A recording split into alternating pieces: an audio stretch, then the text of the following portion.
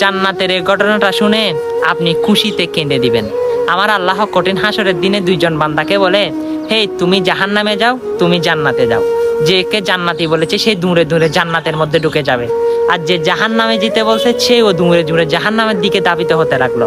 তখন আমার আল্লাহ খেয়াল করলো, তখন জিব্রাইলকে বলে, জিব্রাইল ও কি জাহান্নাম ছিলে না, ও এইরকম দূর দিল যে? তখন ওকে আবার ডাকো। তখন ডেকে আনলো। তখন আল্লাহ জিজ্ঞাসা করে, হে বান্দা, তুমি জাহান্নামে এত বই সম্পর্কে তোমার ধারণা নাই, তুমি কি মনে করো? তখন সে বান্দা বলে, আল্লাহ দুনিয়া থাকাকালীন আপনার কথা শুনি নাই, হাসরের ময়দানে কোটি কোটি নবী রাসূল এবং মাকলুকার সহ তাদের সামনে যদি আমি আপনার কথা শুনে যদি দৌড়িয়ে জাহান্নামে না যাই, কেমন দেখা যায়?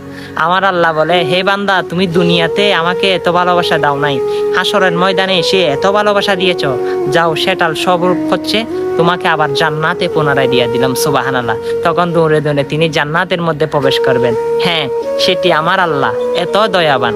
অবশ্যই সেই আল্লাহর প্রেম ভক্তি নিয়ে তার ভিডিওগুলো সকল মুসলমানের কাছে পৌঁছে দেন। আমরা তো দুনিয়া এসেছি আল্লাহর গোলামি করতে, আল্লাহর গোলাম হিসাবে পরিচয় দিন। ভিডিওটা শেয়ার করে দিন। আমিন।